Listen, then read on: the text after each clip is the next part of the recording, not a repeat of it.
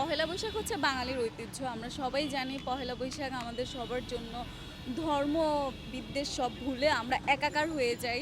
So এখনকার generation আমরা যারা হচ্ছে জেনেক্স আছি তারা সবাই আমরা পছন্দ করি মানে সব ধরনের কালচারের সাথে মিশে যেতে। সো পহেলা বৈশাখ নিয়ে অনেক বেশি প্ল্যান চলছে।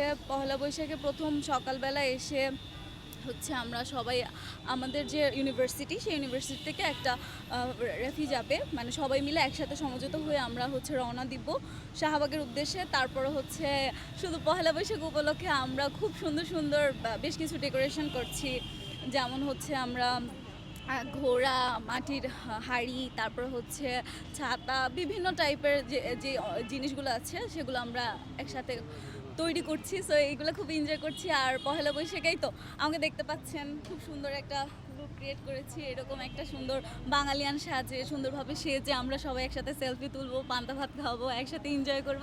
এটাই আমার কাছে পহেলা বৈশাখ। আশাবাদী পান্তা ইলিশ খাওয়া হবে। সো দেখি পরবর্তীতে কি হয়। পহেলা বৈশাখ যেহেতু, সো পহেলা বৈশাখে এটা আমাদের একটা ট্রেন্ডের মধ্যে চলে আসছে যে পহেলা বৈশাখ মানে আমাদের পান্তা ইলিশটা বেশি খাওয়া হয়, কারণ সারা বছর আমরা যাই খাই না খাই, পহেলা বৈশাখ আমরা পান্তা ইলিশ দিয়ে শুরু করি। সো এই জন্যই আর কি খাওয়া, ওই ট্র্যাডিশনটা ধরে রাখার জন্য। সাধারণ শিক্ষার্থী হিসেবে যদি আমি বলি তো সবাই এটা বলছে ঠিকই যে একটু ভিন্নভাবে হচ্ছে, কিন্তু আমি মনে করি আমাদের জন্য এটা উৎসব তো অনেক বড় মাপের। তো আহামরি কোনো পরিবর্তন আমি দেখতে পাচ্ছি না। আগেও যেরকম আমরা সাধারণ শিক্ষার্থীরা উদযাপন করতাম, কাজ করতাম, এবারও করছি। শুধু তারতম্য এটাই যে বিগত সালগুলোতে আমরা শুধু স্টুডেন্টরা মিলে কাজ করতাম, আর এখন এই বছরটা আমাদের শিক্ষকরাও আমাদের সাথে সামিল হয়েছেন, শিক্ষকরাও কাজ করছেন এবং কিছু কিছু কমিটিতে শিক্ষকরাও আছেন। তো এইটুকু পার্থক্য ছাড়া আর কোনো পার্থক্য নেই। ছোটোবেলা থেকে আমি দেখেছি যে আমার বাড়িতেও একটা রেওয়াজ ছিল যে বৈশাখের প্রথম দিন মানে সকালবেলার দিকে একটু পান্তা ভাত করে রাখা বা তার সাথে একটু ভর্তা বা একটু মাছ খাওয়া, স্পেশালি ইলিশ। তো এটা বরাবরই হয়ে আসছে। যদি বলি আমরা আমাদের ট্রেডিশন ধারণ করি তাহলে খুব একটা খারাপ হবে না বলতে গেলে।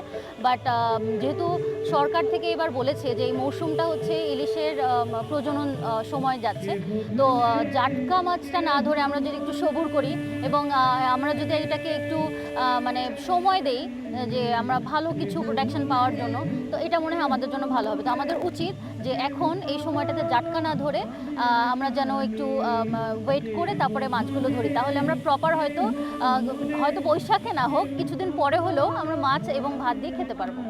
আমরা নিজের দায়িত্ব মনে করি এই কাজটাকে। বৈশাখ আসা মানে আমরা সব স্টুডেন্টরা পরীক্ষা বা পড়াশোনার পাশাপাশি কাজ করব এবং এটাই করে আসছি, এবারও তাই হচ্ছে।